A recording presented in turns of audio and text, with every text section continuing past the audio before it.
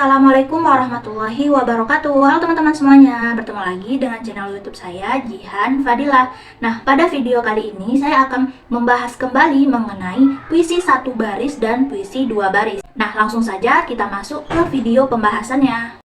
Yang pertama, kita akan membahas mengenai puisi satu baris. Jadi, puisi satu baris adalah puisi yang biasanya terdiri dari 4 kata atau lebih dan hanya memiliki satu baris di dalamnya. Puisi satu baris terdiri dari beberapa macam, ada bidal, ada tamsil, peribahasa, dan juga pepatah. Nah, mari kita bahas satu persatu. Pertama, kita akan membahas mengenai bidal.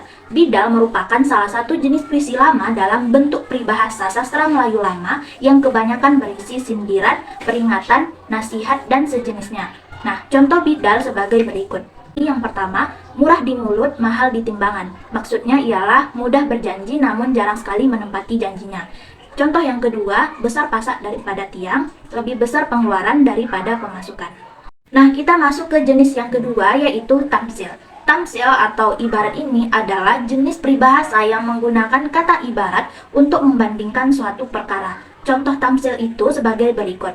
Nah, contoh tamsil yang pertama, bagaikan burung di dalam sangkar. Seseorang yang merasa hidupnya dikekang.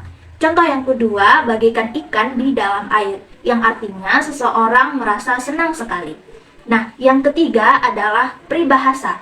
Peribahasa adalah kalimat yang mengiaskan maksud tertentu. Nah, peribahasa bisa berisi perbandingan, perumpamaan, nasihat, dan sebagainya. Contoh peribahasa sebagai berikut. Nah, contoh peribahasa yang pertama adalah ada asap, ada api. Yang artinya ada beberapa hal di dunia ini amat sulit, bahkan mustahil disembunyikan. Contoh yang kedua, ada udang di balik batu. Jika seseorang kelihatannya berbuat baik, belum tentu hatinya tulus. Nah, jenis puisi satu baris yang terakhir adalah pepatah. Pepatah adalah suatu kiasan yang tepat dan langsung untuk mematahkan cakap orang sehingga lawan bicara tidak dapat berkilah lagi. Contoh pepatah sebagai berikut.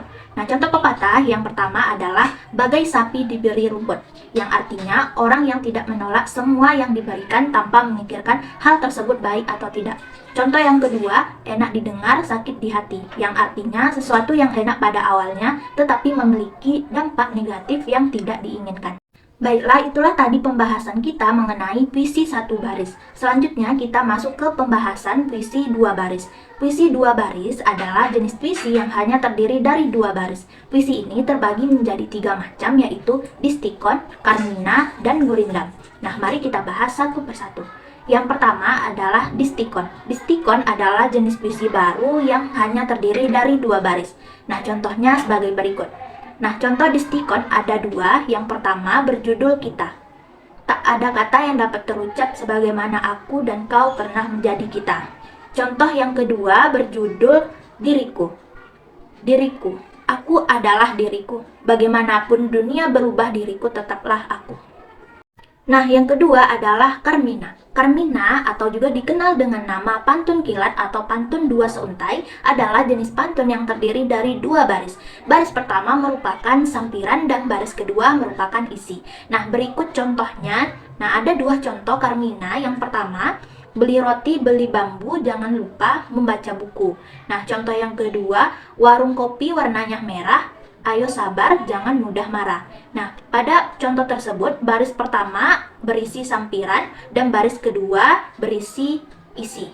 Nah, yang ketiga ada gurindam. Gurindam adalah macam puisi lama yang berisikan tiap bait 2 baris dengan sajak AA dan berisi nasihat. Gurindam memadukan antara sajak dan peribahasa. Baris pada gurindam disebut syarak dan akibat, dan salah satu gurindam terkenal di Indonesia adalah Gurindam 12 karya Ali Haji. Nah, langsung saja kita membahas contoh pada gurindam ini. Jadi, ada 2 contoh gurindam. Yang pertama, jika hendak mengenal orang berbangsa, lihat kepada budi bahasa. Contoh kedua, kejahatan diri disembunyikan, kebaikan diri didiamkan. Nah, dapat dilihat pada larik pertama berisi persoalan dan pada larik kedua berisi jawaban dari persoalan tersebut.